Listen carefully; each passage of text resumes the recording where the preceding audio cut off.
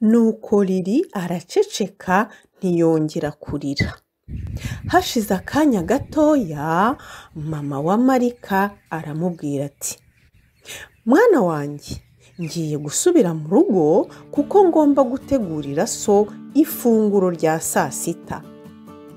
Ngiye kugusiga hano kugira ngo ube ukina na Riri, ariko uze kwibuka gutaha udatinze. Dore ejo uzajya ku ishuri kandi ugomba kwitegura. Urumvise mwana wanjye? Yego mama, urakoze, ntabwo ndi butinde. None se urizana cyangwa ukeneye ko ngaruka kuza kugushaka tugasubirana mu rugo? Oya mama, ugaruke kunshaka, sibyo? Yego mwana wanjye, ngaho rero nimukine, ariko uba umwana mwiza, ndaza kugaruka kugushaka mu kanya.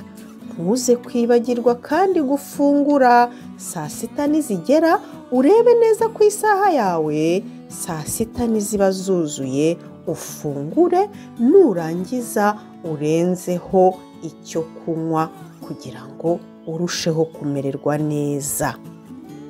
Urakoze mama, urakoze. Yego mwana wanjye, naho mu kanya. Nuko mama wa Marika aragenda asiga Marika na Riri mu gashyamba. Batangira kuganira baseka, bitegereza uturabyo turi aho ngaho hafi, bareba, bumva utunyoni turirimba, akagezi gatembera. Yewe byari umunezero gusa, umunezero udasanzwe hagati ya Marika na Riri, akanyugunyugu keza cyane.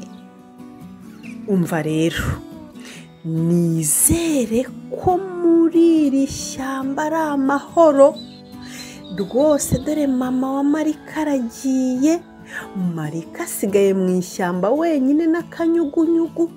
Nizere ko rwose nta kibazo ari buhurire nacyo muri iri shyamba.